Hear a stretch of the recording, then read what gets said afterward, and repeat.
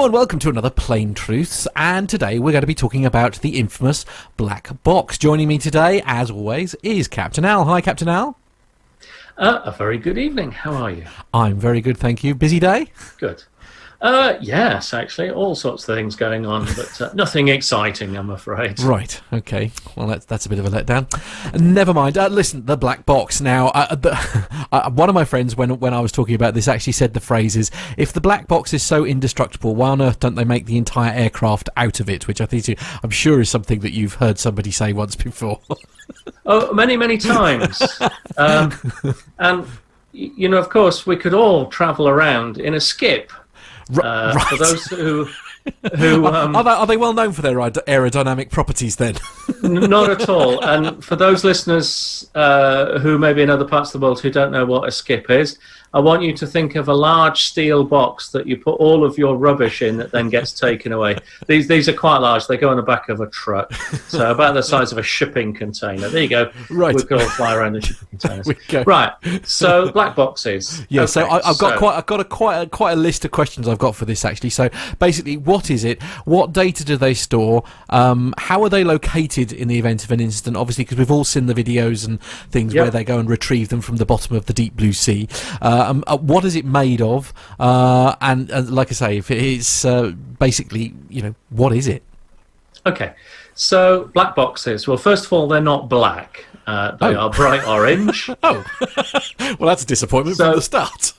So the black box element comes from the fact that, well, it's basically that term of things that people don't know how they work. They're just, you know, black boxes. It's magic. And it goes back to the original origins of the recorders. So it's just a colloquial term for the recorders. There are two of them. There's an audio recorder and a data recorder. So the audio recorder is the cockpit voice recorder. Pretty much explains what it does, really. So it records the pilots on independent channels. There will be a captain channel, a co-pilot channel, maybe a third occupant channel. And then there's like an ambient channel, so it just records general noise within the cockpit, all as individual streams. And historically, they were recorded on magnetic tape. Of course, these days they're all recorded on solid-state drives, so no moving parts. The other one is the flight data recorder. Again, historically, that was magnetic tape.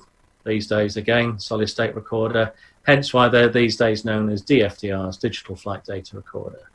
The DFDRs record a whole range of data, everything from airspeed, altitude, rate of climb or descent, bank angle, G loading, to very, very extensive data streams like the position of the rudder, how much aileron input, where the side stick was, what the thrust setting was, what the engine's producing.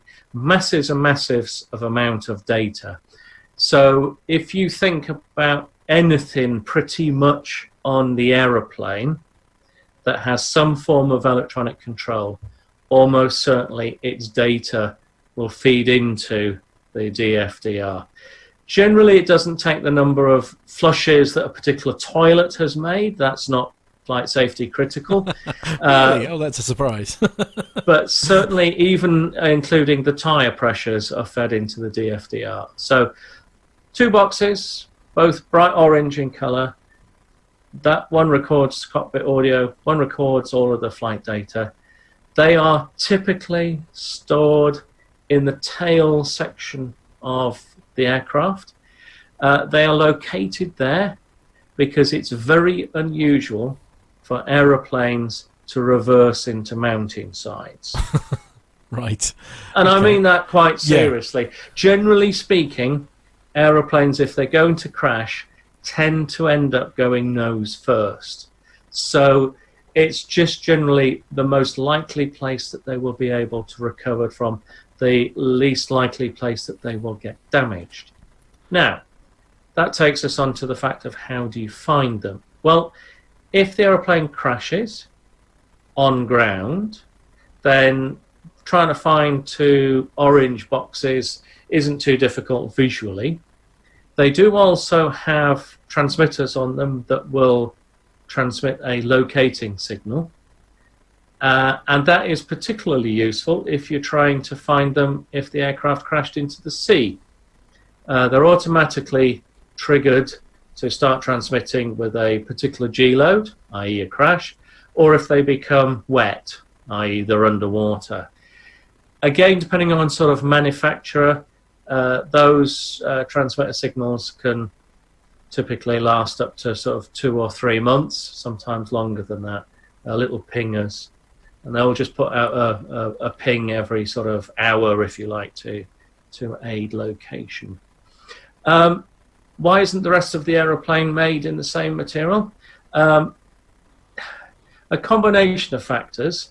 They're not particularly heavy. They're made out of titanium.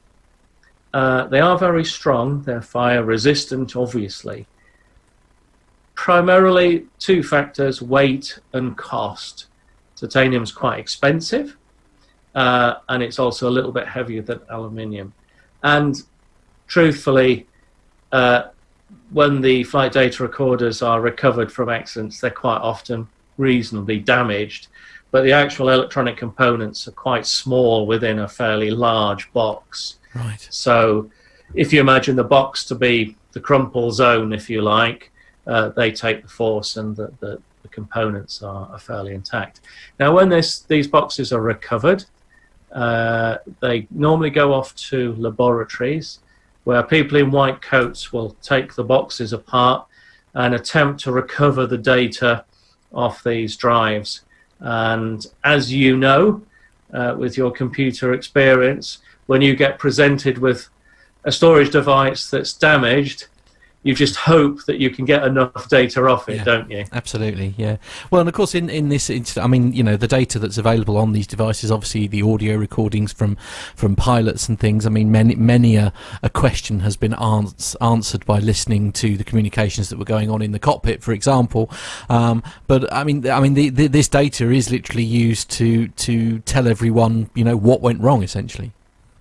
Absolutely, and there is a huge amount of information that can be garnered from these recordings that, quite frankly, would never be possible to work out if you didn't have them. So that's why they were brought about. I'm trying to remember when. I'm going to speculate in the late 50s, early 60s. And obviously technology has advanced, and modern flight data recorders are able to retain quite a significant amount of data over several days of flying, because as we all know from our own computers, storage is just gone up sort of exponentially, the requirement for and the availability of. So in exactly the same way, the ability to store more and more data. And it's very often been the final part of the jigsaw puzzle in working out what went wrong. I mean, this may not be something you can answer. How long does that data remain on the drive? Is it sort of like when you shut everything down, it then wipes itself ready to start again, or does it retain it for, say, 2 weeks? Or it's a difficult question to answer. So it's a continuous recording loop, right, if you like. Okay, so the same way with a lot of CCTV systems, don't they? They have a rolling record over say 2 weeks or whatever the capacity of the drive is.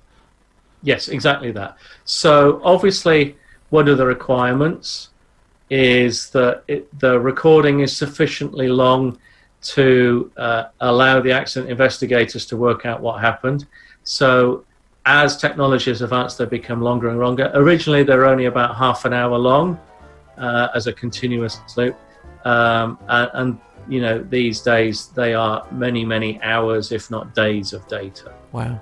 Okay. A fascinating subject. Captain Al, thank you. You're welcome. If you'd like to watch more from our great series, then you can do that by pressing here. We've also created you a playlist with all the Plain Truth episodes, and you'll find that just here. Why not like and subscribe to our channel? That way you will be notified whenever we post our great content. Or if you've got a question that you'd like Captain Al to answer, then why not pop it in the comments box below, and you may well feature on an upcoming episode of The Plain Truth.